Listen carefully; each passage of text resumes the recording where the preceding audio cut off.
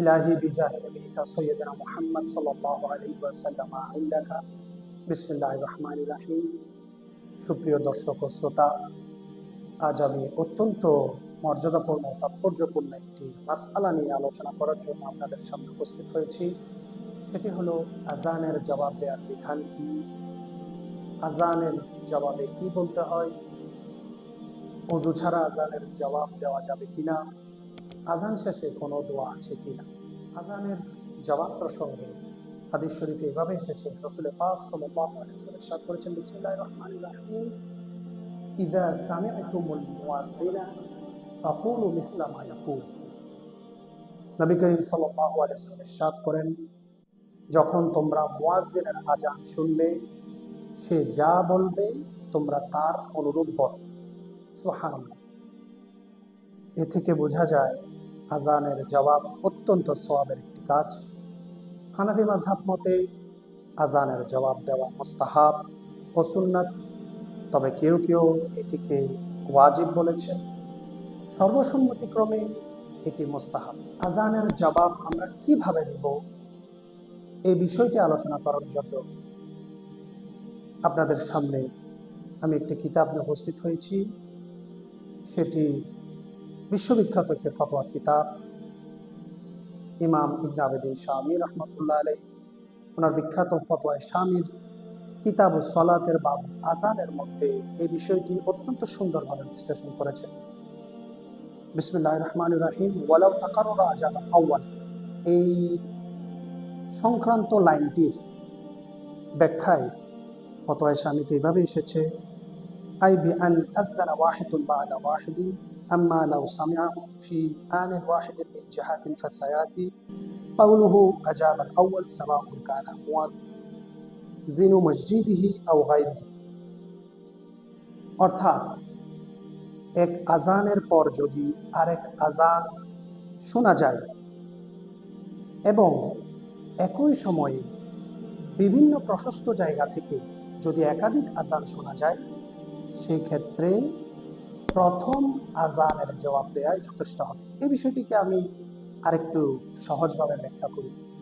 অর্থাৎ এক মসজিদের আজানের পর যদি আরেক মসজিদের আজান শোনা যায় এবং একই সময়ে বিভিন্ন জায়গা থেকে একাধিক আজান শোনা যায়, সেক্ষেত্রে শ্রোতা বা শ্রবণকারী প্রথম আজানের জবাব দিলেই তার জন্য যথেষ্ট হবে।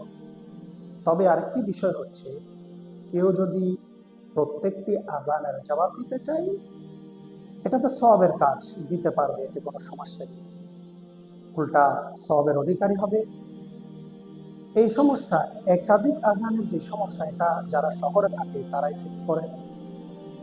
একটা গ্রাম এলাকায়ও যদি একাধিক জায়গা থেকে আজানের প্রতিধ্বনি শোনা যায়, শহর এলাকায় হোক, তবে বিধান হচ্ছে, ফতোয়া হচ্ছে, প্রথম আজানের জবাব দিলেই হয়ে যাবে।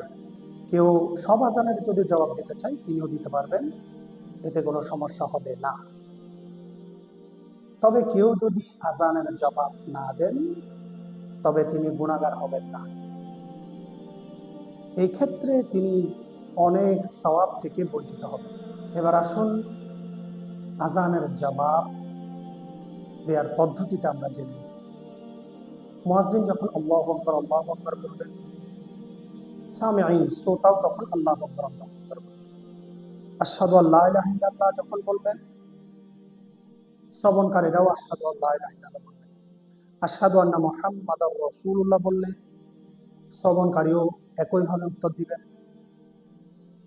এখানে হাইয়া আলাস সালাহ, হাইয়া আলাল ফালাহর জায়গায় শুধু বলবেন লা হাওলা ওয়ালা কুওয়াতা ইল্লা বিল্লাহ। এবং ফজরের নামাজে মুয়াজ্জিন ফজরের আজানে যেটি বলেন যে আসসালাতু খায়রুম মিনান নাওম, এই জায়গায় শুধু সাদাক্তা ওয়া বারারতা এই শব্দটি উল্লেখ করবেন। এর অর্থ হচ্ছে, হে মুয়াজ্জিন, আপনি সত্য বলেছেন এবং পূর্ণ কাজ করেছেন, এটুকু সংযুক্ত করবেন। অর্থাৎ মুয়াজ্জিন যেভাবে আজান দেবেন তিনিও তার প্রতি উত্তরে এইভাবে বলবেন। এটি হচ্ছে নিয়ম বা পদ্ধতি। অজু ছাড়া আজানের জবাব দেওয়ার বিষয়টি হলো, অজু সহকারে আজানের জবাব দেওয়া, এটাই নিয়ম। এবং এটা উচিত। তবে আজানের জবাব দেওয়ার জন্য অজু শর্ত নয়। অজুতে যদি জবাব দেওয়া হয় তাইলে এটা সৌন্দর্য এবং এর মাধ্যমে আজানের প্রতি সম্মান প্রদর্শন করা হয়। সুবহানাল্লাহ। এবার আসুন আমরা জেনে নিই আজানের শেষে কি দোয়া করতে হয়। আজান শেষে রাসূল পাক সাল্লাল্লাহু আলাইহি ওয়াসাল্লামের দরুদ শরীফ পেশ করার পর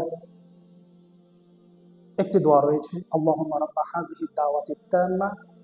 এটি পড়বে, এটির শেষার্ধে কিছু শব্দ সংযুক্ত করতে হবে, ওয়ারযুকনা শাফাআতাহু ইয়াওমাল কিয়ামা ইন্নাকা লা তুখলিফুল মিআদ। এভাবে বলে আজানের দোয়া শেষ করবে।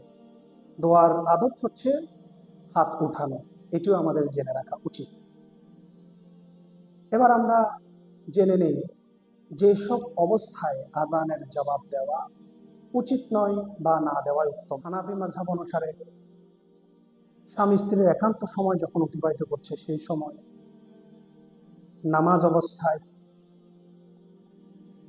প্রস্রাব পায়খানার সময় এবং খুতবা চলাকালীন সময়, মহিলাদের যে মাসিক যে অসুস্থতা থাকে ওই সময়, বড় ধরনের কোনো নাপাকি যদি শরীরে লেগে থাকে সেই সময়, এই সময়গুলো প্রতি আমাদের সজাগ দৃষ্টি রাখতে হবে এবং কোরআন তেলাওয়াত করার সময় জবাব না দেওয়াটাই উত্তম, যেহেতু কোরআন কারীম তেলাওয়াতে মগ্ন থাকা হয়।